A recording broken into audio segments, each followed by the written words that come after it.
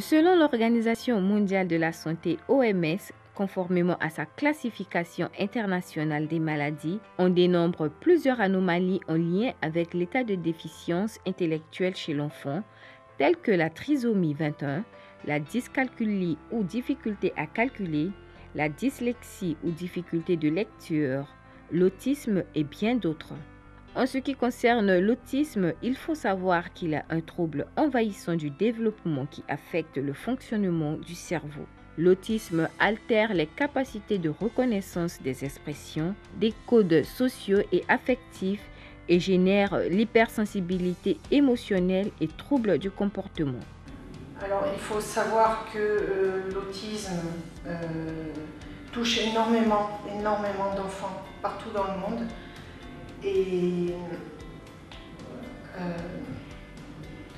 ce sont des enfants qui sont dans leur bulle, qui ne communiquent pas avec les autres, qui peuvent communiquer, mais qui ne savent pas comment faire, comment rentrer en interaction avec les autres, qui ont beaucoup de mal dans tous les apprentissages ordinaires, tels que la propreté, l'alimentation, ensuite les apprentissages de l'école, puisque évidemment ils n'arrivent pas à tisser des liens avec leurs camarades de classe, avec même les parents, les enseignants. Donc c'est d'autant plus dur pour eux d'apprendre.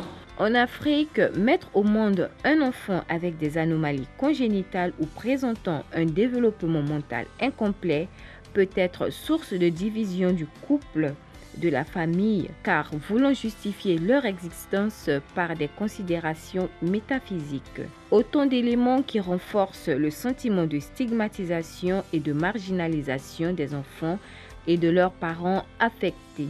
Je sais que c'est des personnes qui ont des difficultés mentales et qui présentent des signes qui ont des retards, voilà, au niveau du système nerveux. C'est quelqu'un un enfant qui n'a pas toutes ses facultés mentales en place. Et si vous voulez, dans son parler, il y a un retard. En Côte d'Ivoire, d'importants progrès sont faits dans un premier temps à travers les structures étatiques qui accueillent, orientent et assurent une prise en charge complète des enfants affectés. Je pense que les enfants qui ont ce problème ne devraient pas avoir honte. Ils devraient avoir le courage de pouvoir les présenter, de pouvoir lutter pour ces enfants-là. En tant que mère, ça fait mal parce que c'est comme si l'enfant est hors du monde. C'est-à-dire que l'enfant n'est pas un enfant normal comme les autres enfants.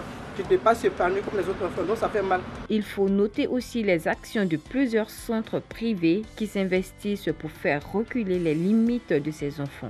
Car l'autisme, bien qu'étant un trouble envahissant chez l'enfant, peut parfois permettre à ce dernier de se démarquer par son talent ou par son savoir-faire dans certaines disciplines. Ce qui revient à dire que les enfants atteints de ces troubles constituent au même niveau que les autres enfants des richesses pour leur famille et pour tout le pays. D'ailleurs, le thème de notre échange aujourd'hui, c'est autisme, chaque enfant est une richesse. Donc la chute de cet événement, était le bienvenu. Monsieur Conan Fernand, avec qui on va parler donc de ce thème-là, de l'autisme qui n'est pas toujours... Là, je me suis trompée? Non, non, ça va, c'est bon. Non, dites-moi hein, si j'ai fait une erreur. Voilà. Marco. Alors, avec qui on va parler de ce thème qui est donc l'autisme, comment on le caractérise chez l'enfant? Donc l'autisme, ça a été dit dans l'élément tout à l'heure, est un trouble envahissant du développement. Ça veut dire que dans le processus normal de développement, il y a un trouble qui est intensif, ça vient comme couper le processus normal. L'autisme fait partie de cette catégorie-là. Dans cette catégorie, vous avez, un peu comme pour la grippe, vous avez plusieurs formes de grippe. Dans les troubles envahissants du développement, il y a plusieurs types. Les syndromes d'Asperger, c'est les enfants surdoués. Il y en a ici. Il y a les syndromes régressifs, c'est-à-dire le développement de l'enfant est amorcé il peut atteindre 18 mois, il commence à parler, des parents disent mais ça va bien, il peut atteindre même jusqu'à 3 ans, 3 ans et demi. Et puis, pour des raisons que les parents ignorent, tout dégringole, l'enfant perd tous les acquis, il ne parle plus et puis se renferme. Donc, il y a toutes ces spécificités. Donc, l'autisme fait partie de tous les troubles. Avec le syndrome d'Asperger, le syndrome de Rett, il y a l'autisme. Pour caractériser l'autisme, on peut s'appuyer sur 3 piliers. C'est un trouble de la communication. L'enfant n'arrive pas à exprimer ce qu'il veut. On communique en exprimant, soit verbalement, soit avec des gestes. L'enfant n'arrive pas à exprimer par des gestes. Il va prendre la main de quelqu'un pour pointer ce qu'il veut. Le langage, même après 2 ans, est encore absent. Il y en a chez qui le langage ne vient jamais. Trouble de la communication, l'enfant ne peut pas se faire comprendre. Donc le trouble de la communication va comme entraîner un trouble de comportement. Parce que si je veux quelque chose et que les gens autour de moi ne peuvent pas comprendre ce que je veux, souvent c'est un enfant qui monte une pièce de puzzle, il est très doué pour les puzzles. Je vous donne un exemple vrai, vérifié, qu'on a eu. Il monte un puzzle et il manque une pièce. La pièce, il ne la retrouve pas. Alors il pique une colère parce qu'il lui manque une pièce. Un autre enfant aurait dit, bon, j'ai presque fini. Mais lui, il pique une colère parce qu'il manque une pièce de son puzzle. Donc, trouble du comportement, parce qu'il n'arrive pas à tolérer la frustration. Trouble du comportement aussi parce qu'il y a ce qu'on appelle des maniérismes. L'enfant, il bouge sans cesse, il a des tics, il va se cogner souvent la tête. On les appelle les comportements d'automutilation.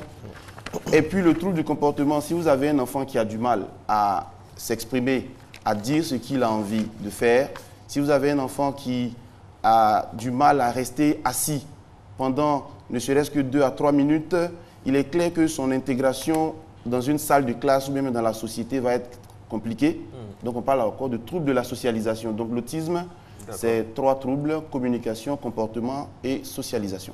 Alors, il faut remarquer également donc, que la problématique actuelle de l'autisme se situe à plusieurs niveaux. On a d'abord le diagnostic, on a aussi la prise en charge, la thérapeutique ainsi que la recherche. Alors, on va parler déjà du diagnostic ou bien, si vous pouvez, donc, nous parler un peu de tout ça, comment c'est intégré après en Côte d'Ivoire. Diagnostic, prise en charge, thérapeutique, recherche. OK. Pour poser un diagnostic d'autisme, c'est un travail collégial. C'est-à-dire que c'est tout un processus. La prise en charge de l'autisme ou bien tout ce qui est autour de l'autisme est fait en équipe. Donc, celui qui, in fine, pose le diagnostic, qui met le mot dessus qu'il y a autisme, c'est un médecin, exclusivement du domaine du médecin, le pédopsychiatre. C'est le pédopsychiatre qui, in fine, vu le rapport de l'orthophoniste, du psychologue, du psychomotricien et de tous les intervenants, pose un diagnostic pour dire que là, il y a autisme. Après, dans le volet prise en charge, il y a des cas où l'on a besoin de médication. L'enfant va prendre des médicaments. Ça encore, c'est du domaine du médecin neuropédiatre ou bien du pédopsychiatre. C'est eux qui donnent des médicaments. Mais comme j'aime à le dire, les médicaments seuls ne peuvent pas enseigner un comportement à un enfant. On a beau lui donner un médicament, ça peut servir à le calmer. Il faut lui faire de la rééducation.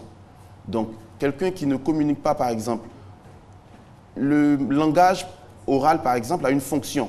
Si l'enfant ne sait pas pourquoi, il n'a aucune motivation à s'exprimer verbalement, il ne parlera pas. Il sait qu'en criant, comme tous les bébés le font, en criant, hurlant très fort, papa et maman s'affolent et puis on donne ce dont il a envie. Pourquoi est-ce que demain il va avoir envie de dire autre chose? Donc ça se rééduque. Pour le côté comportemental aussi, les personnes avec autisme n'ont pas ce qu'on appelle, ils ne savent pas faire semblant. Ils ne savent pas se mettre à votre place. Tout à l'heure dans l'élément, il a été dit qu'il y a un trouble qui empêche de comprendre les émotions et de les discerner. Tout ça aussi, ça se rééduque avec des projets éducatifs adaptés à chaque enfant. Parce qu'il n'y a pas un autisme, il y a des autismes par degré de sévérité, par type. Chaque enfant autiste vient avec ses spécificités. Donc, une bonne analyse, un bon test de psychologie, par exemple, permet de savoir quelles sont les forces et les aptitudes émergentes de l'enfant afin de construire son projet. Donc, si vous avez même 4, 5, 10 enfants, chacun aura un programme parce que la sévérité de son trouble n'est pas la même que celle de son ami, par exemple. D'accord. Alors, vous l'avez dit, certains autistes n'arrivent pas à se mettre à la place des autres. Ils ne ressentent pas les émotions que les autres peuvent ressentir, par exemple. Est-ce à dire que, vous l'avez dit, hein, chaque autisme est particulier.